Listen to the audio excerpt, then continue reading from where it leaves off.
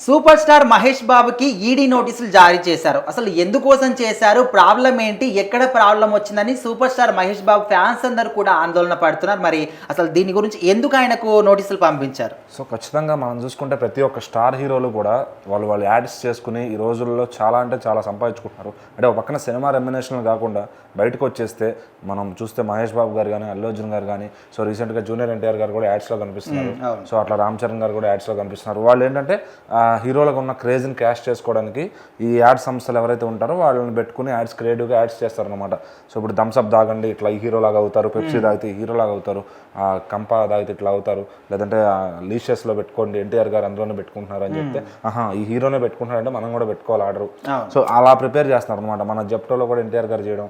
So అట్లా ఇప్పుడు మహేష్ బాబు గారు ఏంటంటే మనం చూసే ఒక 50 యాడ్స్ చూసి అందులో 25 యాడ్స్ మహేష్ బాబు గారు ఉంటాయి. సో ఆయనకి అంత క్రేజ్ ఉంది ఫ్యామిలీస్లో కానీ. సో అందుకని ఆయన్ని ప్రతిదానికి కూడా ఈజీగా ఫస్ట్ ప్రిఫరెన్స్ చేస్తారు. యాడ్కి సెంట్ చేయాలన్నా, సబ్బు చేయాలన్నా, పౌడర్ చేయాలన్నా, ఏది చేయాలన్నా ఫస్ట్ మహేష్ బాబు గారు. జ్యువెలరీ అయినా, సో మన ఇంట్లో నూనె ప్యాకెట్ అయినా సరే మహేష్ బాబు గారే. సో ఆ రేంజ్కి మహేష్ బాబు గారి ఇంపాక్ట్ మన ఇంట్లో ప్రతి ఒక్క ఇంట్లో పడుతుంది అనమాట, ఏపీ తెలంగాణ వాళ్ళ ఇళ్లలో.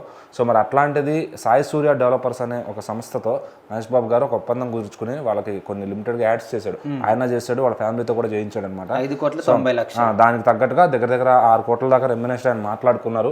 సో అదంతా కూడా వాళ్ళకి పే చేస్తారు. అయితే ఇక్కడ ప్రాబ్లం ఏమొచ్చిందంటే వాళ్ళు పే చేసిన అమౌంట్లో 3 lakhs దాకా, 3.5 lakhs దాకా చెక్ ఇచ్చి 2.5 crores దాకా అది మాత్రం 3 crores 3.5 crores దాకా చెక్ రూపంలో ఇచ్చి ఆ 2.5 crores ఏదైతే ఉందో అది క్యాష్ రూపంలో ఇచ్చారనమాట. సో అది ఇప్పుడు ప్రాబ్లం అవుతుంది. సో మహేష్ బాబు గారికి ఏంటంటే దానికి వీళ్ళు ఏమీ ట్యాక్స్ పే చేయకుండా ఇచ్చిన అమౌంట్ అది పర్సనల్గా హ్యాండ్కి ఇచ్చారు.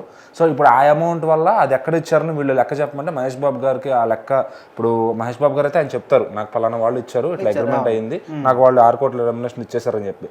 బట్ ఇటు సైడ్ నుంచి చూసుకుంటే వీళ్ళ దగ్గర ట్యాక్స్ అజంప్షన్స్ అనేవి లేవన్నమాట. ఎంత ఇచ్చారు, ఎంత కట్టారు, ఎందుకంటే వీళ్ళు బ్లాక్ మనీ ఒకవేళ ఉండవచ్చు, దాన్ని అట్లా కన్వే చేయడానికి క్యాష్ రూపంలో ఆయనకి ఇచ్చారు. సో మరి ఆయన దగ్గర ఉన్న మనీకి ఆయన చెప్పుకునే లెక్కలు ఆయన చెప్పుకుంటాడు. ఇక్కడ ఏమైందంటే వీళ్ళు ఇచ్చిన దానికి కరెక్ట్గా ఉందా లేదా అనే లెక్కలో వాళ్ళైతే కేసు చేయడం జరిగిందనమాట, ఆ ఛార్జ్ వేయడం. సో ఇప్పుడు దాన్ని ఆయన లీగల్ టీమ్తో ఆయన అయితే క్లియర్ చేసుకుంటారు ఖచ్చితంగా. సో దాంట్లో ఏం మహేష్ బాబు గారి గురించి ఏదో ఇదవుతుందని చెప్పి ఫ్యాన్స్ అంతా కొంచెం మార్నింగ్ నుంచి టెన్షన్ పడుతున్నారు అనమాట. సో అందులో ఏం లేదు, వీళ్ళ మీద ఆల్రెడీ 4-5 రోజుల నుంచి ఐటీ రైట్స్ జరుగుతున్నాయి. సో వీళ్ళు ఎవరెవరికైతే ఫండింగ్ ఇచ్చున్నారు, ఎవరెవరికైతే ఇట్లా యాడ్స్ కోసమనో ఇట్లా ప్రమోషన్స్ కోసమో ఖర్చు పెట్టారో వాటికి మాత్రం వాళ్ళ లెక్కలు చెప్పాలి. సో అవి చెప్పేస్తే అటు మహేష్ బాబు గారికైనా ఏం ప్రాబ్లం ఉండదు. ఎందుకంటే ఆయన తీసుకున్న ఇప్పుడు ఎవరన్నా డబ్బులు వస్తున్నాయంటే వద్దంటారా చెప్పండి. సో అదేవిధంగా ఆయన చెక్ అమౌంట్కి ఆయనకి ట్యాక్స్ కట్ అయ్యే వస్తుంది. సో ఇక్కడ ఎక్స్ట్రా అమౌంట్ ఏదైతే వచ్చిందో దానికి ఇప్పుడు మహేష్ బాబు గారు ట్యాక్స్ పే చేసేస్తారా లేకపోతే ఏంటి, దానికి ఏం లెక్క చెప్తారు, వాళ్ళ లీగల్ టీం ఎట్లా ప్రొసీడ్ అవ్వమంటే అట్లా హీరో గారు ప్రొసీడ్. దాంట్లో పెద్ద టెన్షన్ పడాల్సింది ఏం లేదు. ఒక 20 or 30 daysలో ఆ కేసు అయితే సాల్వ్ అయిపోతుంది. సో ఇక్కడ ఏంటంటే కొంచెం సోషల్ మీడియాలో కథనాలు రాస్తారనమాట, జైలుకి వెళ్ళిపోతారేమో, ఆయన డబ్బులు ఎగ్గొట్టేశారేమో అన్నట్టుగా. సో అది ఏమీ లేదు, వీళ్ళు చేసిన తప్పుకి ఆయనకి ట్యాక్స్ అజంప్షన్ అనేది పడిందనమాట. సో అది ఆయన క్లియర్ చేశారా లేదా అది చూసుకుని సో దాన్ని క్లియర్ చేసేస్తే మహేష్ బాబు గారికి ఏ టెన్షన్ ఉండదు అనమాట. కొంచెం ఎక్స్ట్రా పెనాల్టీస్ పడతాయి, అంతకుమించి దాంట్లో ఆయనకు వచ్చిన నష్టం ఏం లేదనమాట. సో ఆయన మామూలుగానే అన్నింటికి కడతారు తీసుకునే అమౌంట్కి.